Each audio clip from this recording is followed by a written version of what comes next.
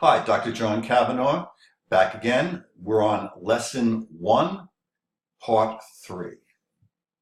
So let's begin. Now, this next section concerns the filing of an information or the securing of an indictment. Before a case can proceed to trial, the prosecutor has to establish that evidence collected by the police against the defendant is credible and sufficient to warrant subjecting the person to the expense and inconvenience of a trial. This saves the state money and also protects the accused from government abuse. Now, depending upon the jurisdiction and or the seriousness of the charges against the accused, this test of the case's credibility can involve either the prosecutor filing an information at the preliminary hearing that we just discussed, or taking the case to a grand jury for an indictment. Now, an information is a written statement of charges and evidence filed by who do you think, the cop or the prosecutor? Well, I just said it, filed by the prosecutor, that seeks to convince the judge or the grand jury, the judge, at the preliminary hearing that there is probable cause to proceed with the case. The judge can either dismiss the case for a lack of probable cause or schedule it for trial. Now, an indictment is a little bit different.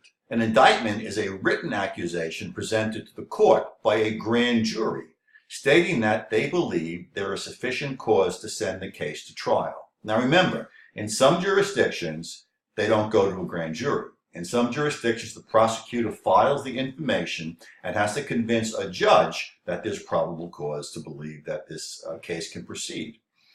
In other situations, the prosecutor must go to a grand jury, and this is usually for more serious crimes like felonies. Now, a grand jury is a group of 23 citizens who hear evidence presented by who? Right? By the prosecutor. And they decide whether there is sufficient cause to send a case to trial. Only the prosecutor, witnesses called by the prosecutor, and the grand jurors are present at a grand jury hearing. The defense attorney and the defendant have no right to be present. Thus, it's the prosecutor who controls what happens at a grand jury hearing. Consequently, defense lawyers prefer to have their clients' cases screened for credibility by not the grand jury, but the judge at the preliminary hearing. But all cases that are felonies have to have one or the other. Okay, so let's assume that the judge at the preliminary hearing listened to the information, listened to testimony, and by the way, at the preliminary hearing, the defense attorney can rebut what the prosecutor says. Let's say that the judge said the case can proceed and there was no plea bargain, or let's say that the prosecutor, instead of doing the information, got a grand jury indictment. If there again is no plea bargain, then the next step in this process is the arraignment. And the arraignment is the first appearance of the defendant before a court that has the authority to conduct a trial. Three things will happen at the arraignment. First, the defendant will be formally read the information or the grand jury indictment. Second, the defendant enters a plea to the charges. And there are three possible pleas: guilty, not guilty, and nolo contendere. Guilty is obvious, that's I did it, punish me. Not guilty is the other option. Notice, this is not innocent. In a court of law, there is no requirement to find somebody innocent, to find evidence that they did not do it. Now, that's because the burden of proof in a criminal trial is on the prosecutor, and the prosecutor has to prove guilt. The defendant does not have to prove his or her innocence. So at the end of a trial, when the jury renders their verdict, or if it's a bench trial where a judge makes that decision, there is no verdict of innocent. It's going to be guilty or not guilty. And a not guilty verdict simply means that the judge, if it was a bench trial, or the jury, if it was a regular jury trial, after listening to all the evidence, didn't believe the evidence convinced them of guilt beyond a reasonable doubt. Therefore, while they still don't know the person's innocent, they will say not guilty because the burden of proof was not met by the prosecution. A third plea that can be made at the arraignment is nolo contendere. And that is when a defendant says, I plead no contest. Nolo contendere is in Latin means no contest. And what that means is that the defendant says, I do not dispute the charges against me. It's not an admission of guilt, but it's treated like a guilty verdict or a guilty plea, and the person receives punishment. The major reason why a defendant might want to plead nolo contendere instead of guilty, other than not having to formally admit guilt, is that evidence of a nolo contendere plea cannot be entered in a civil trial. So if, let's say, the defendant assaulted somebody or damaged somebody's property, and they were found guilty or pled guilty, if the victim went to civil court to recover damages, medical bills or the cost of repairing property, then the civil court jury could be told about the guilty verdict. However, if the plea is nolo contendere, the civil court jury does not get to hear that, which puts the victim at a disadvantage. So nolo contendere pleas are not usually accepted by judges. Now, a plea bargain may be accepted at the arraignment. Actually, a plea bargain can be accepted at any point in the court process. And remember that a plea bargain is when the defendant agrees to plead guilty to either the charges that he or she have been charged with, or to a lesser charge. And usually, if it's to the charge or charges that the person has been charged with, the plea deal involves a lesser penalty. Or if it's the plea is to a lesser charge, that would of course have a lesser penalty. It's called a plea bargain because obviously the defendant gets off with less of a punishment. And it's also a bargain for the state because the state does not have to go to the time and the expense of a full-blown criminal trial. All right, so let's say we now go to the trial. A trial is an examination of the facts of the case in court under the court's procedural rules, ending with a determination of guilt or what? Innocence or not guilt. Remember what I said. Guilt or not guilt. The Sixth Amendment to the U.S. Constitution grants the right to a jury trial to all but petty or capital cases. Okay, all but petty cases. The capital case is one where death is possible, a death sentence is possible. And those, of course, not only mandate a lawyer, but the defendant, if he or she is indigent, gets money for private investigators and lab tests and expert witnesses. But if you're charged with a petty offense, like jaywalking or littering or disorderly conduct, you don't have a right to a jury trial. That's too minor to put the state to the expense of all of that activity. Now, some states allow defendants to opt for no jury and instead let the judge decide guilt or innocence. And this is called a bench trial, and that's after the location at which the judge sits. In the courtroom, the judge is in the front on a raised platform desk, and that is called the bench. So if the judge decides guilt or innocence because the judge sits in the bench, it received the nickname a bench trial. Generally, jury verdicts must be unanimous, and a failure to get a unanimous verdict is called a hung jury, which results in a mistrial. And following a mistrial, the prosecution can or cannot call for a new trial. Remember, there are prohibitions against double jeopardy, which is exposing somebody to trial for the same charge twice. But if it's a mistrial, and it's therefore a hung jury, you can have a new trial because there was some error or problem that caused the mistrial, or the jury could not decide. So that's not a completed trial. So the prosecutor could bring charges again. Realistically, if the jury was hung and it was like 8 for innocent and 4 for guilty, most prosecutors will not try again because the jury obviously was way swayed against the prosecution's position. But if it was a 10-2 or 11-1 guilty, then prosecutors will also go for a new trial. All right, so the person has been found guilty at trial. The next step is sentencing. The trial judge sentences persons found guilty. Judges who accept pleas also sentence those defendants as part of the plea deal. Now, judges have some discretion in sentencing, but they must also stay within legal guidelines. The Penal Code has a section on sentencing, and depending upon the seriousness of the charge, the presence or absence of mitigating or aggravating circumstances, and perhaps the past criminal history of the person who's been found guilty, the law generally gives a range of possible sentences. And as a result, the judge can sentence within that range. But the range is fairly small. So we call that range and those formulas for what the range will be, those are called sentencing guidelines that judges must stay by. And those guidelines, of course, are passed by laws passed in the legislature and signed by the governor.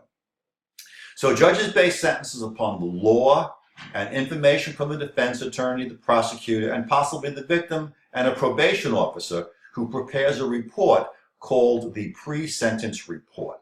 The judge wants to have information about the defendant, the person found guilty. Is he or she a good person, a bad person? Are they steadily employed? Have they done nice things? Or are they mean and nasty with past criminal records? In order to get that information prior to sentencing, the judge will ask a probation officer to research the defendant and prepare this pre-sentence report, which the judge then studies and reads before calling a special post-trial sentencing hearing to put the sentence down. All right, now let's take a look at the different penalties that an individual can be subjected to, the different types of sentences. A number of different sentences which a judge can impose, assuming that the guidelines permit them. So you can first have an unconditional discharge, which is sometimes called a suspended sentence. And in an unconditional discharge, the individual simply is told, don't do it again. There's no penalty, there's no probation, no supervision, no community service. They're just told, don't do it again. And this is pretty rare, usually only for very minor cases. There could also be a conditional discharge. Here again, there's no incarceration, there's no probation, there's no imprisonment or fines, but the person might be told they have to do something. Maybe they have a drug problem, so they have to go to drug treatment as a condition of the particular guilty plea or being found guilty. Other possible sentences are community service. And I think we're all familiar with that, where the person has to go and do good things for the community, clean up litter and dirty lots or graffiti. Very often somebody who's convicted of doing graffiti might have as a community service cleaning graffiti in the neighborhood. There could also be fine and court costs. That's a monetary penalty, again, usually for minor offenses. There's restitution. Restitution for the victim can be ordered, which means that the defendant, the person found guilty, has to give money to the victim to compensate them for damage to property, medical bills, lost wages, or other losses that the victim suffered because of the crime. You could have probation. Probation means that the person doesn't go to jail or prison, but has to follow certain conditions of release and report to a probation officer for counseling, and the probation officer also supervises them. You can have incarceration, which would be jail or imprisonment. Again, that's a more serious penalty where your freedom is taken away from you. And of course, if it's a capital offense, you could be executed. The state can kill you, take your life. So those are the full range of sentences. And by the way, you can have combinations. I mean, most people who go to, who get fines could also get a short jail term, or a person could be fined and have community service. So you can have a mixture of these things too. And by the way, if it involves incarceration, sentences can be served either consecutively or concurrently. A consecutive sentence means, and this happens when you're found guilty of more than one offense. So if you're found guilty of more than one offense and you're sentenced consecutively, let's say you're sentenced to 1 year on the first offense and 3 years on the second. In a consecutive sentence, you have to serve the first year, and then only then does the second 3-year term start. So you're in for 4 years, although there could be time off for good behavior. In a concurrent sentence, the sentences run at the same time. So if you have a 1-year sentence for one crime and a 3-year for the other, the clock starts at the same time. After 1 year, you've finished your first sentence and you've served one of the 3 years for your second. So 2 years later, you're out. Concurrent sentences are often imposed when the charges are related to each other. So if you shot somebody and wounded them with a gun, and you were charged with felony assault for injuring somebody with a firearm and illegal possession of a firearm, because those are two related charges, you would generally be sentenced concurrently, and they would run together. On the other hand, if you robbed one person, fled the scene, and then later you ran into a police officer and was trying to arrest you, and you assaulted the officer, because those are two separate incidents, you would probably be sentenced consecutively for the charge of the robbery and later assaulting a police officer and resisting arrest. All right, so those are sentences. Now let's talk about corrections. If the sentence is more than a conditional or unconditional discharge, some corrections personnel will be involved. If it's incarceration, the person will go to jail, and that's when the person is sentenced to a year, or rather under a year. If you're sentenced to less than a year, you go to jail. Or you go to prison if you're sentenced to a year or more. Now, some convicted persons are sentenced, but they are immediately put on probation, which involves no incarceration, but supervision by a probation officer. And there's also conditions to probation, and we'll discuss those later in the course. Now, some people who are sentenced to a year or more who go to prison, they are allowed to leave prison early, and they are put on parole, which is like probation, but it occurs after prison time has been served. Now let's talk a little bit about the purposes of all of this arrest and sentencing and incarceration. And that involves the crime control versus due process models of criminal justice. Now, the crime control model of criminal justice emphasizes the efficient arrest and conviction of offenders. Get them, lock them up. On the other hand, the due process model emphasizes respecting the individual rights of the accused or convicted at all steps in the process, including punishment. Now, in reality, the best model is melding the two, and this is called the crime control through due process model, which tries to maximize crime control, but within the constraints of respect for individual rights. Now, these two are not necessarily mutually exclusive. So you don't have to be either a crime control model person or a due process model. You don't have to be a lock them up and throw away the key, or coddle them and, I'm a bleeding heart and let them go. You can have a combination of the two. If somebody says you have to be crime control or due process, they're actually presenting you with a logical fallacy. Right? They're saying that it has to be either or.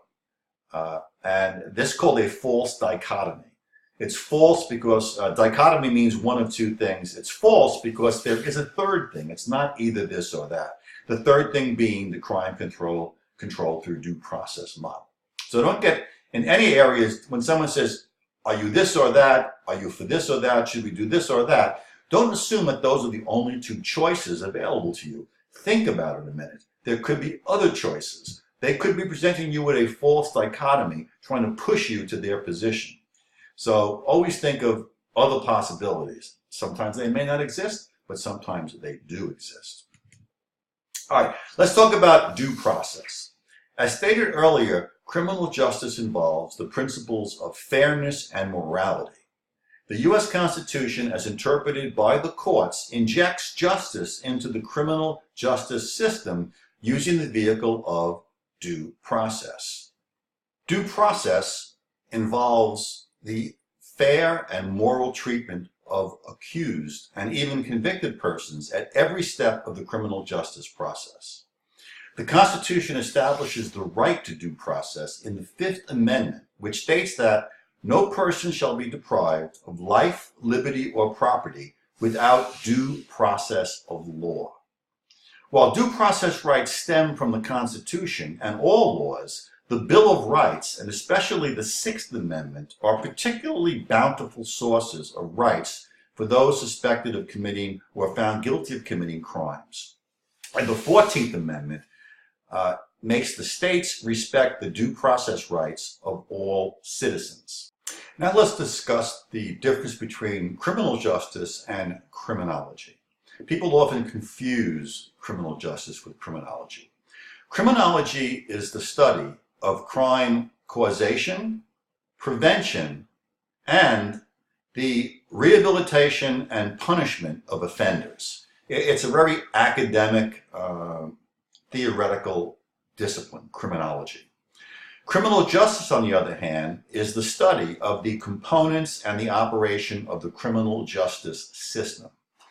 Criminology preceded criminal justice. Criminology goes back, over 100 years. Criminal justice, on the other hand, only really became a discipline in the 1960s, when the federal government began pumping a lot of money into law enforcement in an effort to help control crime. They also put money into colleges and universities to teach police officers, and they created these criminal justice programs.